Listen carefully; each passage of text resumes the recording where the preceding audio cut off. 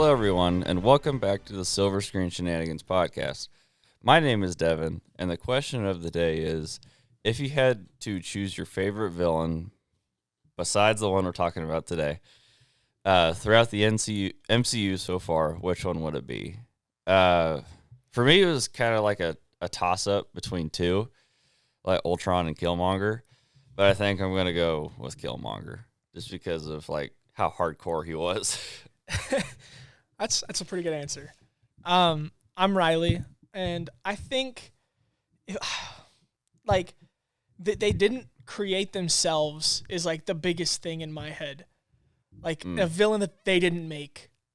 And the only thing that I could think of is the Krill from Captain Marvel. Oh, no, wait. I choose It's a young Kree. Rog, Yeah. like the leader guy. Yeah. Mhm. That or maybe the Dark Elves from Thor. Malekith. Yeah.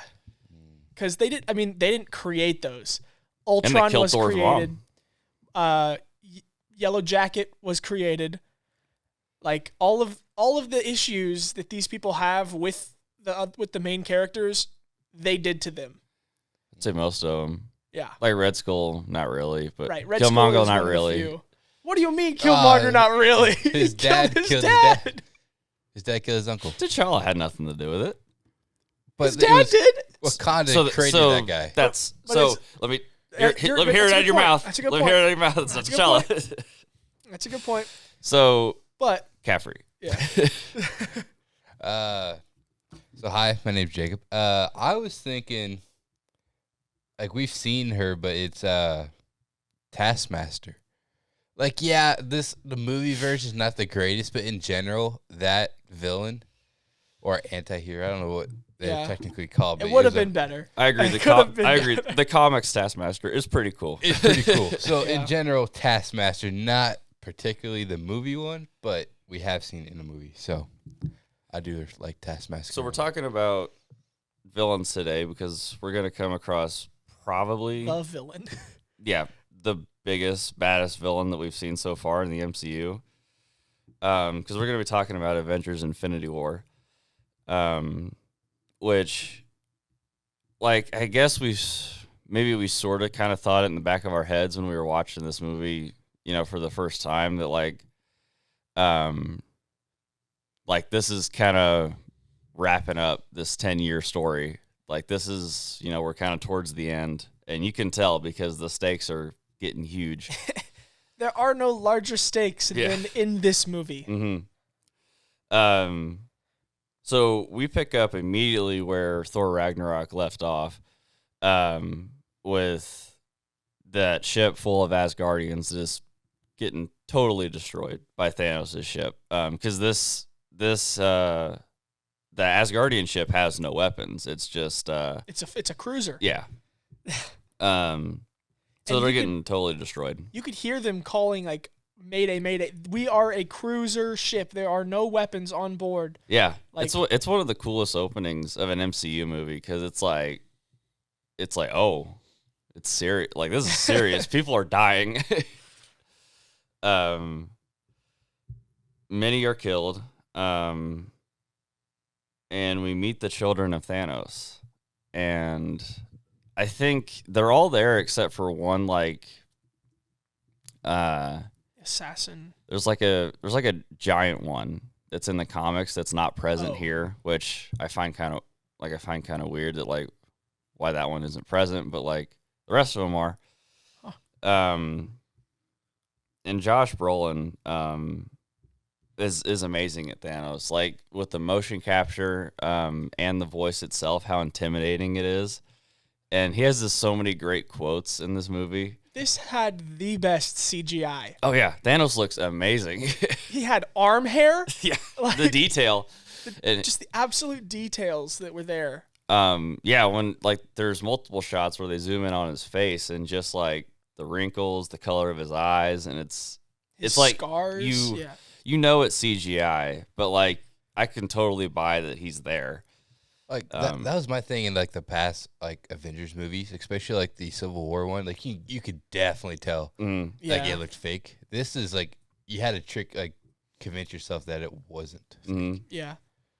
I think especially how he interacts with this. Yeah. Like how he picks up Thor, and it's like it totally looks legit.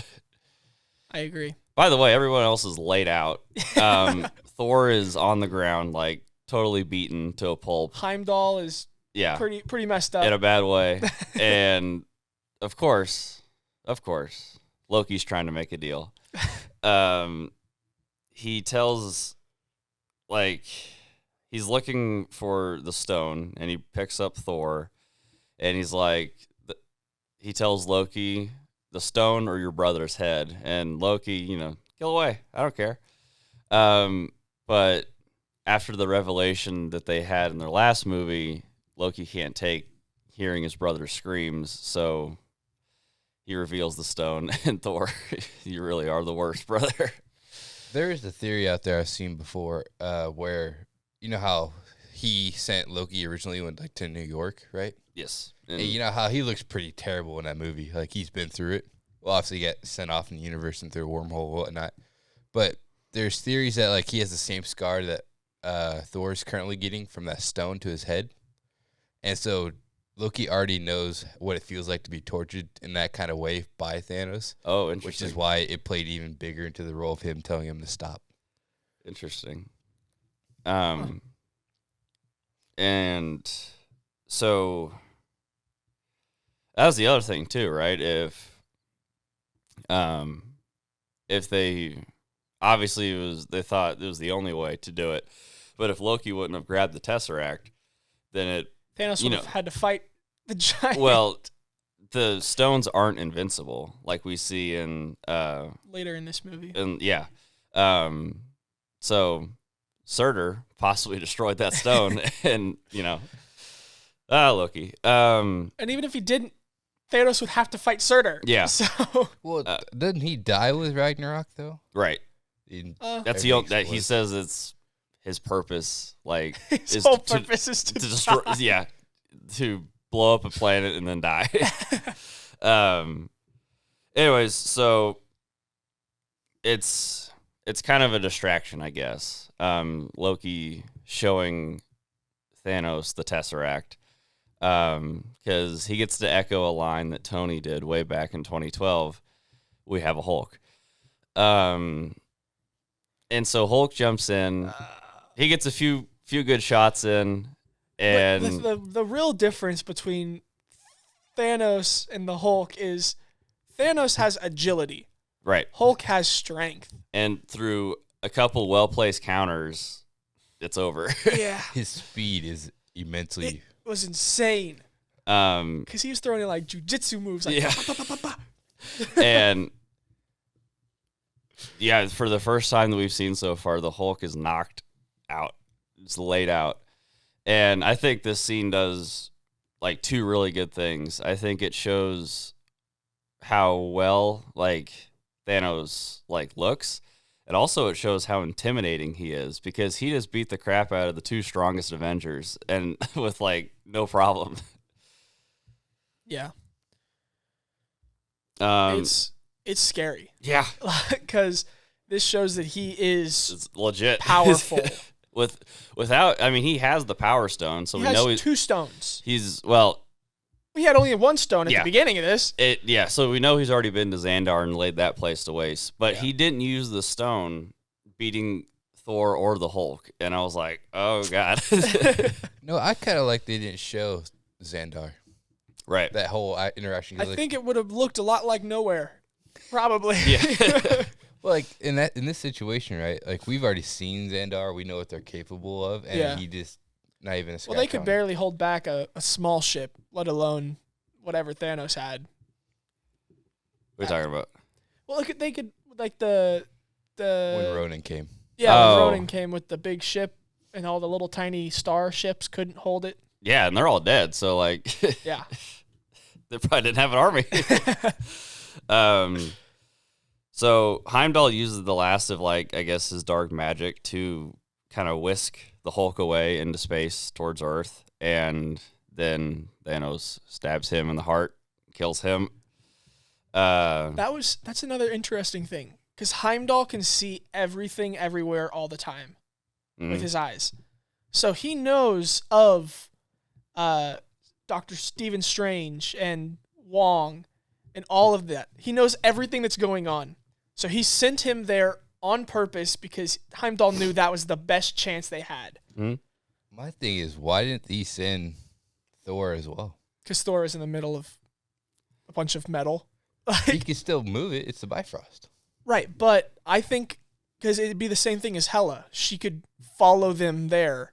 And this, he caught him off guard. I also wonder if he was also extremely weak. Well, yeah, he had gotten stabbed through the chest. He had to make a choice of like who I'm gonna send. Yeah. Well, I think he also probably knew that worst case scenario, Thor could probably live. Yeah, maybe. So yeah, so Loki gave him the Tesseract, and he smashed it, and now he has the Space Stone and the Power Stone. And then as they're like, Loki tries to betray him again. Yeah, Loki, I think after they kill Heimdall, Loki's like, well, I think you're gonna need some like a guide for Earth, because I have some experience there. And Thanos is just done with this fool. He's just like, I guess if you count failure as experience. And Loki goes, I count experience as experience. It counts. Yeah, Loki tries to stab him, and then he gets choked out. And Thanos says, Thanos had a really cool line here. No resurrections this time. And I was like, oh my God. I was like, yeah, he's going to stay dead, but not for long because it's a different Loki. I had a question for you guys. Way back in the day, he sent Loki to New York, right? Yeah. Mm-hmm. He gave him the scepter. Mm-hmm. If he was so gung-ho about getting all these stones, why would he send one away? Because he trusted Loki enough to take to take out the biggest threat on Earth at the time. And why he sends other people, like in the beginning, why he sent other people to do it is because he couldn't himself, because he was waiting for the other like big threats in the universe to either die or just get beaten themselves. I think in the movies, or like some director said, he was waiting on Odin to die, he was waiting on Ego to die, and I think there was somebody else, maybe Hela, I don't know. But like he was waiting on these big threats, so he was trying to do it like under the table. Send other people to do it so it wouldn't try to be back to him. Because I get that part, he waited till the Avengers therefore disbanded, but why would he attack them when they're still at their strongest? Well, I guess he knew about, because we find out in this movie he knew about Tony, but I don't know if he knew that the Avengers were a thing. Right. I think until after that movie. Yeah. At New York is when the Avengers assembled. But I think all of it was leading up to that. He was trying to take all of them out at one time. Mm. And I don't think he expected Thor to be there. Probably. Right. Because then he's just fighting a bunch of humans. So after that, he sheds his armor.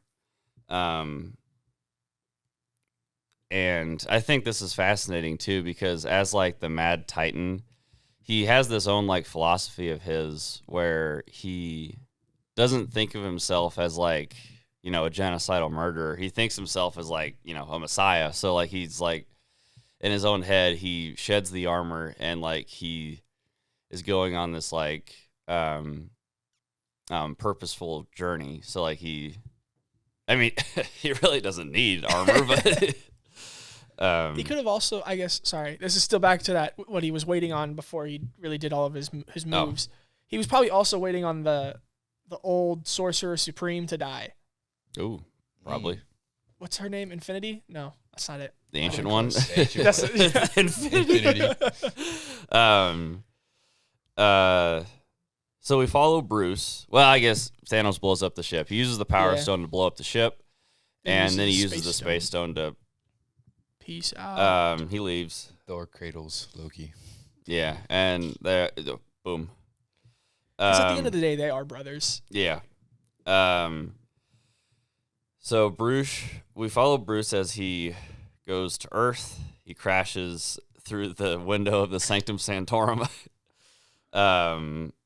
As Doctor Strange and The best Wong. side character of all time, Wong. They're about to go get like sandwiches. Yes. And Wong has a different currency. I think And it's he had 200 rupees. And they're like $1.50 in like US.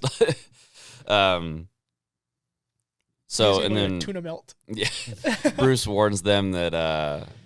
Thanos is coming, and they're like, "Who Thanos? What's a Thanos? Roll credits. Super cool. We Get Tony, right? cut to a park in New York, and Stark and Pepper are just kind of doing a jog. I love how like so much has like happened in New York. Everybody's like Tony Stark. I've seen that before. But yeah, Tony's talking about how he had this super surreal dream where Pepper was pregnant, and like we should just live a life for you with no surprises.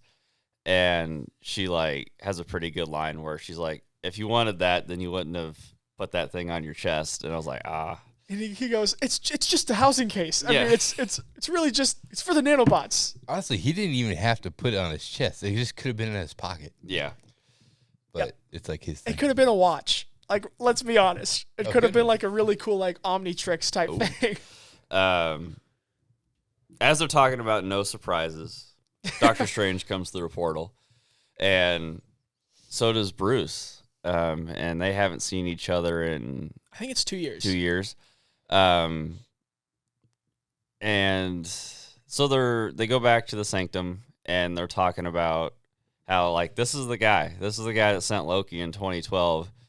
And then they start talking about, you know, how do we combat this? What's the plan here? And I think it was pretty great, pretty funny how they picked the two most arrogant people in the MCU to try to do the initial planning. Yeah. Then there's a big ruckus outside. Well, at first they talk about the stones Oh, and that's how right. they need to look for Vision because he, has a stone He in is his a head. stone. And Tony lost him because he turned off his his tracker or whatever. You lost another superbot? And yeah, that's what interesting. Tony says he's evolving like more than I could ever imagine. Like and we know he's becoming more than a machine. He's becoming human. Yeah, through the Mind Stone, he's actually gaining Consciousness. It's really cool. He is an AI after all, though. And He is Jarvis. I mean, let's be honest. they're like, so who could find him? And Tony's like, maybe Steve. Yeah, we haven't caught up in a spell, have we? Yeah, he tells him the Avengers broke up, and He him like pulls out the phone, doesn't he? yeah, he's about to call him, and then the ominous things happen. His hair's moving. So This was really interesting because I remember this fight taking place way later. yeah, the Thanos minions, they don't mess around. They get right on it. Yeah. So the children of Thanos show up in downtown New York. Yes. We gotta think about it too, just in general. Like Thor was just on the ship where they're just at. Yeah. He got beamed via Bifrost. Maybe an hour goes by and they're at the front door again. Yeah, I don't know where they were in space, but Well, They he has a space zone. It doesn't matter. Where oh, you're true. At. Oh, that's also true. But they had to get their physical ship though. They didn't just beam a whole ship. You don't think, do they? I think I they don't know. definitely could. I think they could, but I don't know if they could. Like they That would. and we see how fast these ships move. Well, wasn't Thor heading to Earth anyways? Like after Originally, after I think so. I don't know. the blow up. Because that's where his father died. So he's like, you see this? This is the land for our people or something like that. Maybe. So maybe he's like just outside of our universe or something. It's possible. So it's Ebony Maw and is it Black Dwarf? I'm not sure. I believe it is. I don't know these people's names. They're scary. I think it's coal obsidian, but like something like that. Black dwarf. Yeah. Black Dwarf. Okay. So His name is Cole Obsidian. No, that's the Black guy dwarf. you talked about, the giant dude, the black dwarf. Oh, the one that wasn't actually there. Oh, they call this guy coal obsidian. Oh, okay. So just 2 rocks. So yeah, it's a pretty cool scene. It's like kind of spooky, like how there's like no music. People are like running away in terror. And Cool. interesting. Wait, they're all 4 there though. No, but this guy is different. He's coal obsidian compared to black dwarf. Maybe they just couldn't use. It's Cole Cull. Yeah, coal. That makes it even worse. I thought he was like 2 rocks. or it's just a space name. Nah, I want it to be rocks. Well, he does look like a rock. He looks like a rock. And they gave him a hammer To crush rocks. no.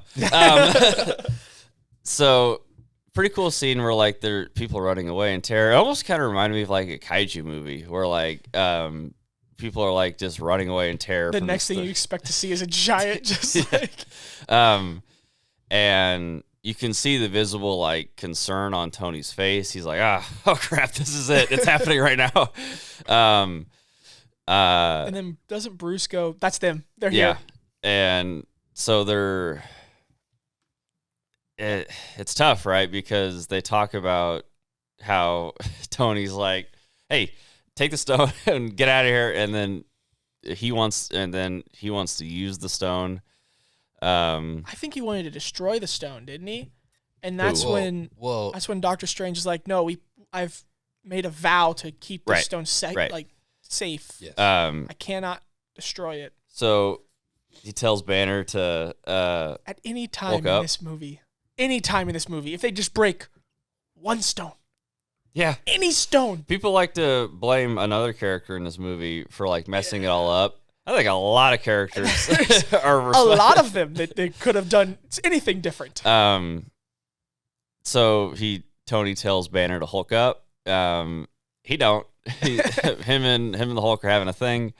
And then Tony has so many great lines in this movie. He's like, dude, you're embarrassing me in front of the wizards. I love the initial interaction with the children at the end. Yes. It means Earth get is lost, close. Squidward. So they obviously don't leave. You get to see his new suit. The nanotech armor.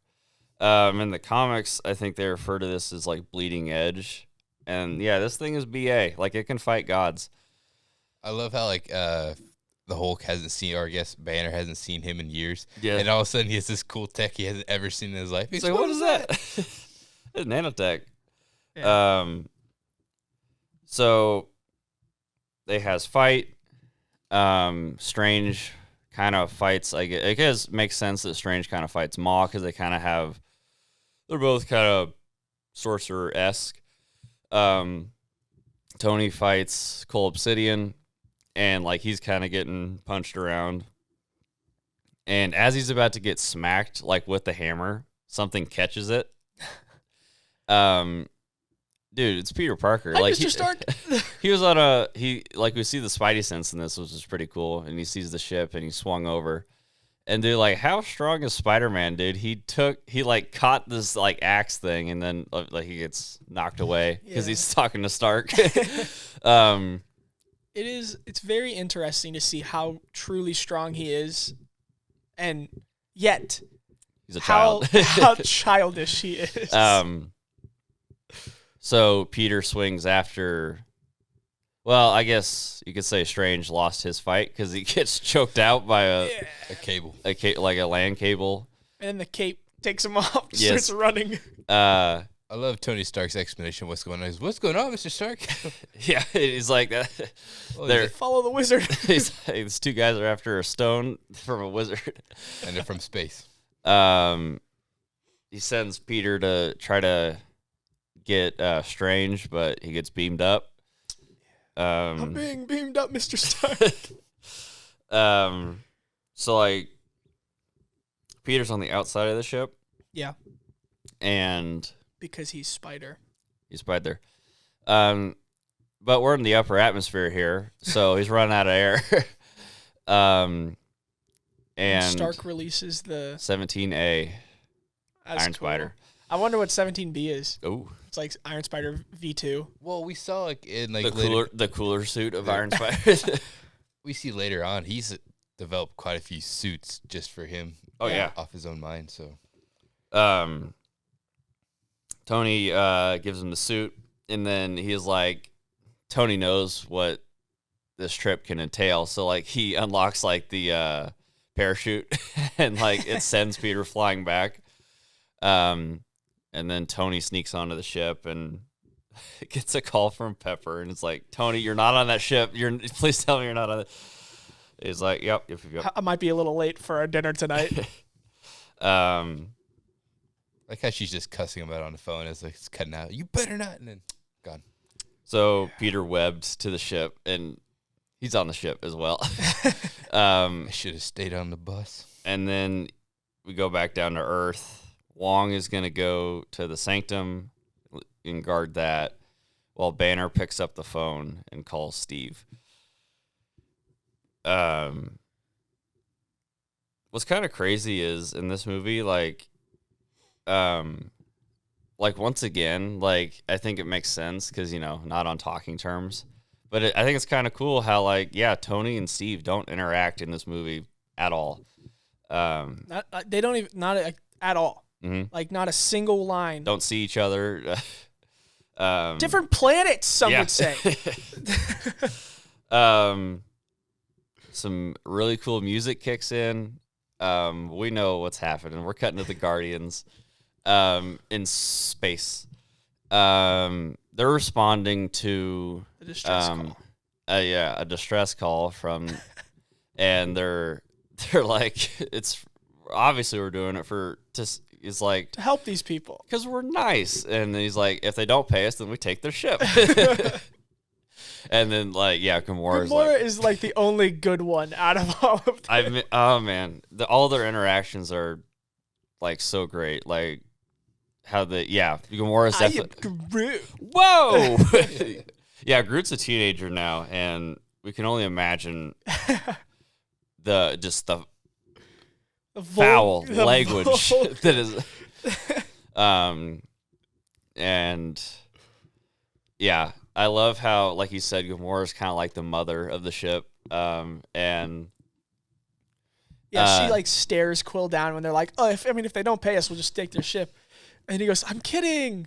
Rocket's like the nihilist who like doesn't really care about like what they do. He just loves to blow stuff up. Drax is asleep, right? Drax is the idiot who takes everything literal.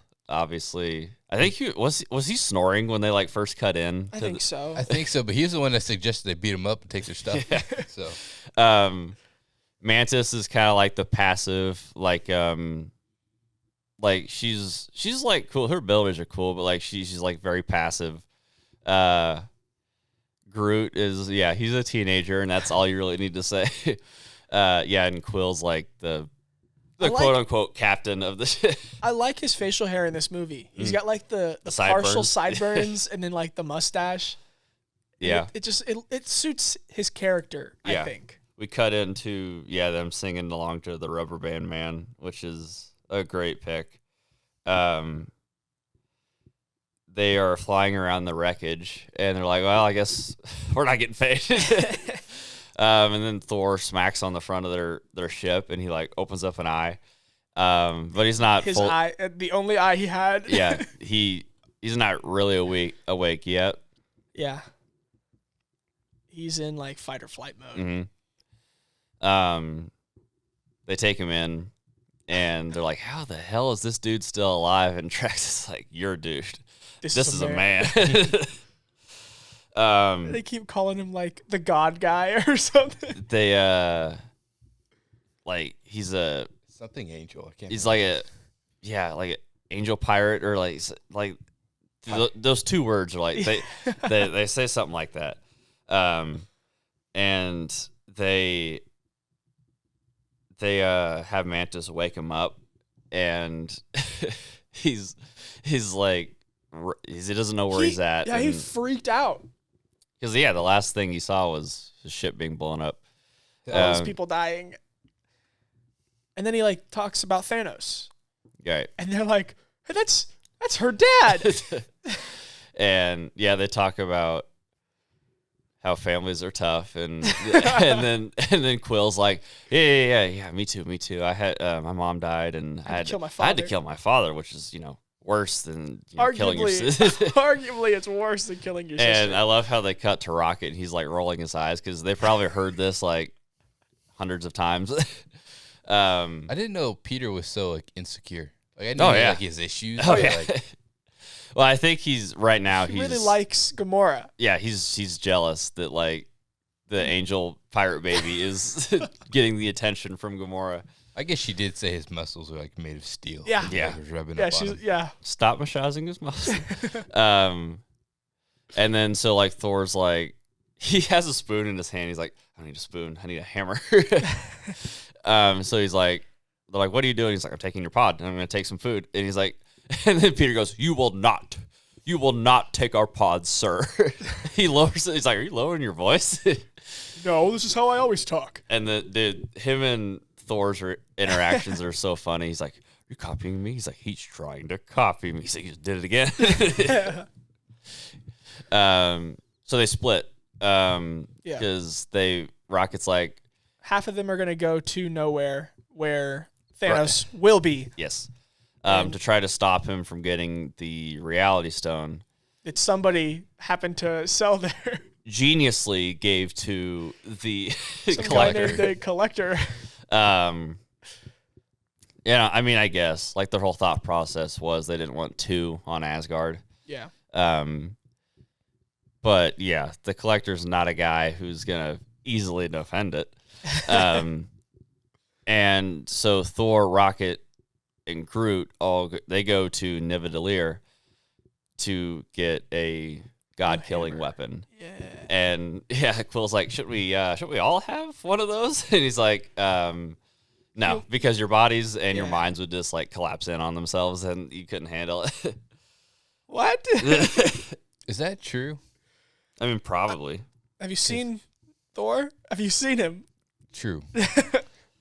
His mind probably collapsed in on itself quite a while ago. Oh, okay. I got you. So then Drax, Gamora, Peter Quill, and Mantis, they go to nowhere to try to stop Thanos.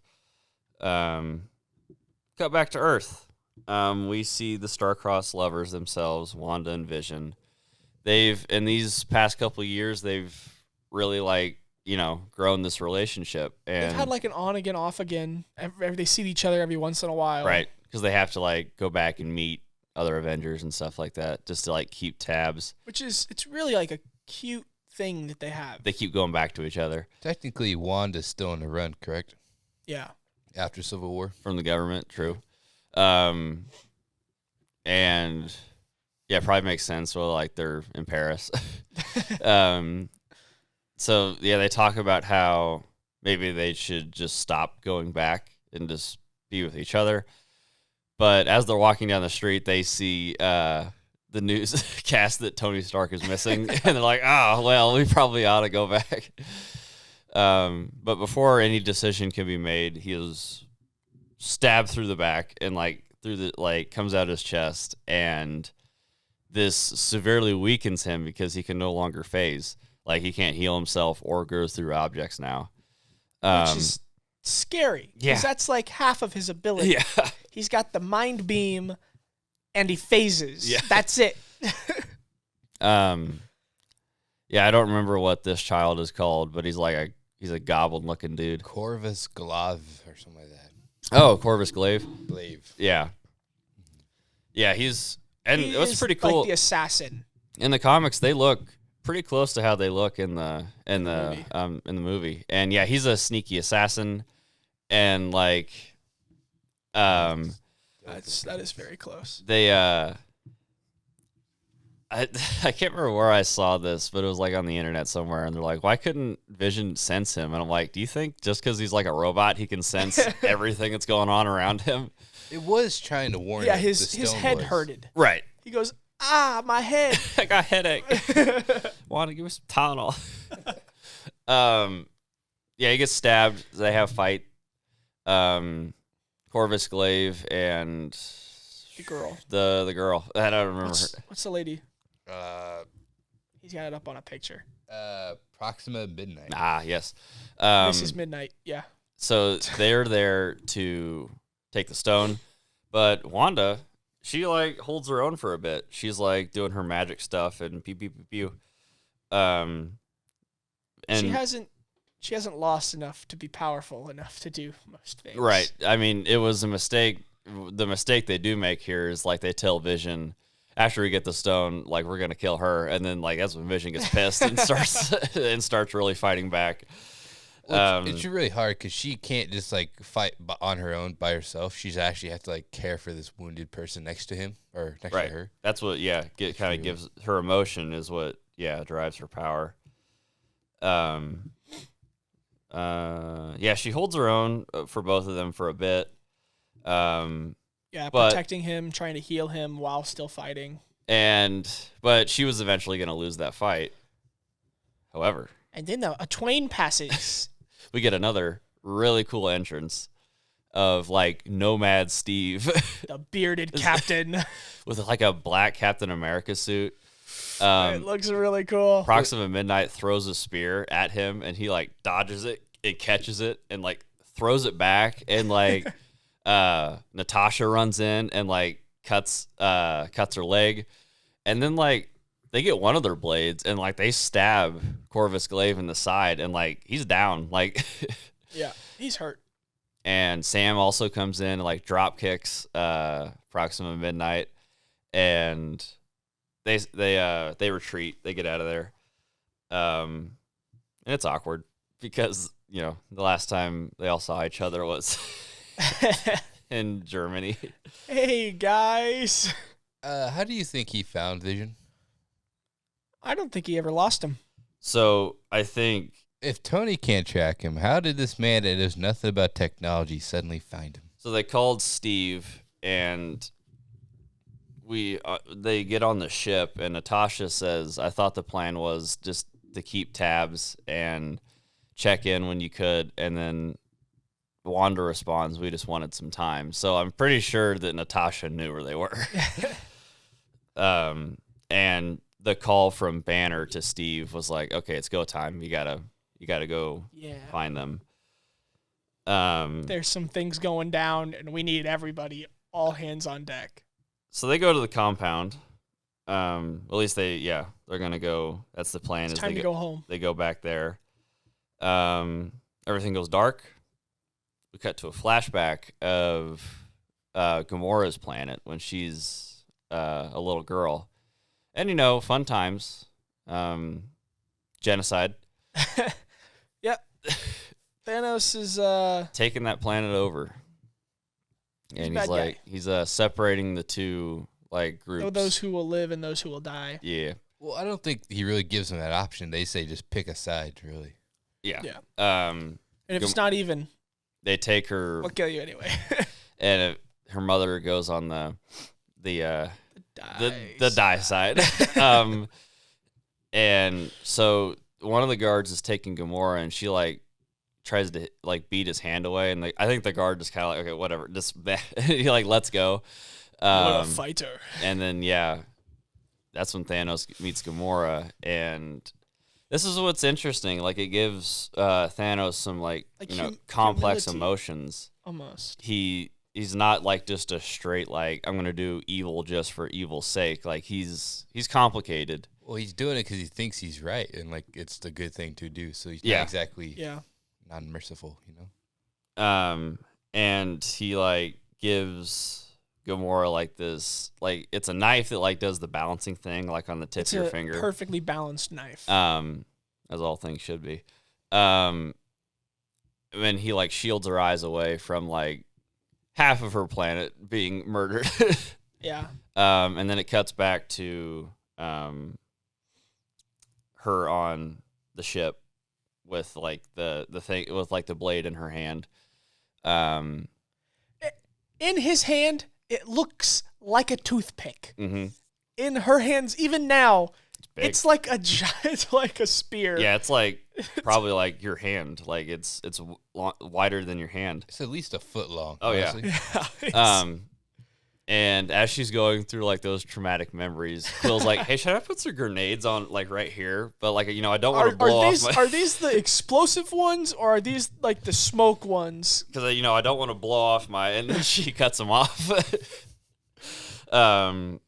She promises Quill that She makes Quill promise. yeah, That, swear on your mother. that if Thanos gets her, me. kill me. And yeah, Because she knows something that he can't know. and you can see it in Peter's eyes. He's like, he's in total denial that he'll have to do this. He goes, "Oh yeah, okay." He's like, because he can't even fathom like losing another person that he cares about. Because you know what, you know, seeing your mom die of cancer when you're like 6 years old, what that does to you. Well, watching Yondu die, And Yondu. He's lost a lot of people. he's lost a lot. My thing is, I hate situations like this where, like, hey, promise to do this one thing because I know something. Well, like, hey, let me know the significance of it so I know how important it is to follow through with it. And she's like, no, if you knew, they'd kill you too or something like that. Or, like, you have to die. You don't have to tell him everything. Tell him, I know a location of a stone. Boom. There you go. Then he will torture her until she tells him. Well, the thing is, he doesn't know where it's at. He doesn't know what stone it is. That's just all he knows is she knows. She's the only person that still He knows. sent her to find this stone.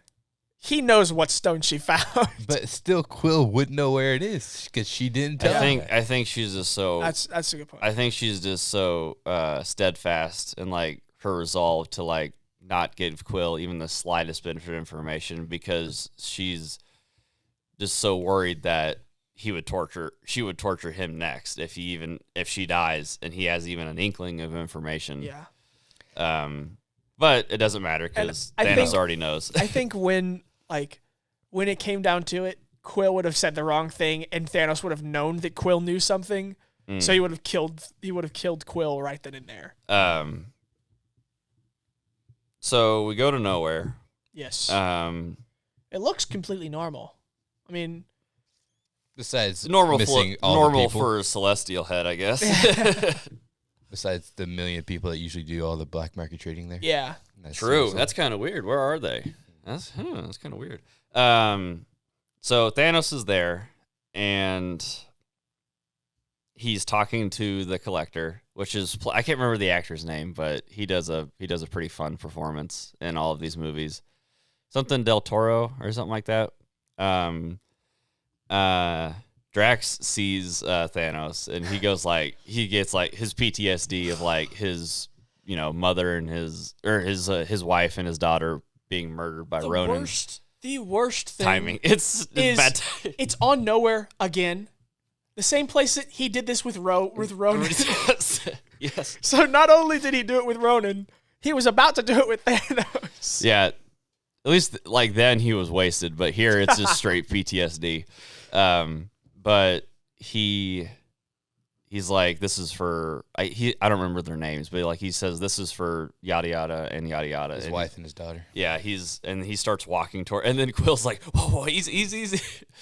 And then Mantis puts him to sleep, and like the thud of like Drax hitting the floor, and I love Quill's face. He's like, and then so Thanos looks over, and then Quill's like, okay, Mantis, you go right. And then Gamora, you go wider right. And then Gamora goes left. He's like, I said right. Other right. Yeah. So I thought that would have been like, that's a funny thing that he did. Like, he's like, I got this plan already. Listen, the plan is this. We can do it. So he, so Gamora rushes him, and a couple good swipes. She stabs him in the neck and stabs him in the chest, and like Thanos falls to the ground and bleeds out, and then Quill's like, "Oh, well, that was pretty easy." And then complicated emotions right here, where Thanos is like, "Daughter, why did you kill me?" And then Gamora just breaks into tears because obviously we know that she hates him, but he raised her. So it's a tough deal, right? Or it's like he showed her love. It's like the abusive but father. Also, it's like it's complicated. And from a voice that you can't really see, you hear, "Are those tears for me, daughter?" Yeah, everything's on fire. He already had the stone. He already had the reality stone. And which was kind of sick, you know. Oh yeah. Oh yeah. He plays Did a not lot. See that coming. He plays a lot of. Oh no, it was cool, very cool. And so Gamora knows that. So this is a trick. I'm not going to be able to kill this one that easily. Yeah. Didn't her weapons also like disappear? Well, he snapped her blade, and I think she just dropped him after she broke down in tears. I know she gets the balance knife. She gets that back because she tries to use it later. Okay. But I think that's the only thing she gets. Anyways, so he grabs Gamora, and then Quill comes in. He's like, "I will shoot that ball sack of a chin right off your face." That's and after turning Drax and Mantis into chunks of meat and spirals. Drax got like chopped up into Play-Doh chunks. Yeah. Mantis got turned into ribbons. And this is like the father meeting the because boyfriend. Thanos goes, the boyfriend. And then so Gamora goes, "You promised," and not him, me. Yeah, and like through tears, he's like, and then he goes to pull the trigger, and it's Bubbles. Yeah, no, Thanos the entire time knew it was Bubbles. He already had changed it. Yeah, no, he's like, "I like him," and then he was ready to make the play. He goes, yeah, he's going to make. It's like a sick like little test for Peter. So yeah, she gets taken away, and I think this is where we're gonna end it for now because we'll pick it up in part 2. So yeah, this is where we leave you off. Thanos has 3 stones and took Gamora. So we're not great. This is not No, it's not looking real good. So this is the end of this podcast. Thank you for listening to the Silver Screen Shenanigans podcast, and we hope to see you next time.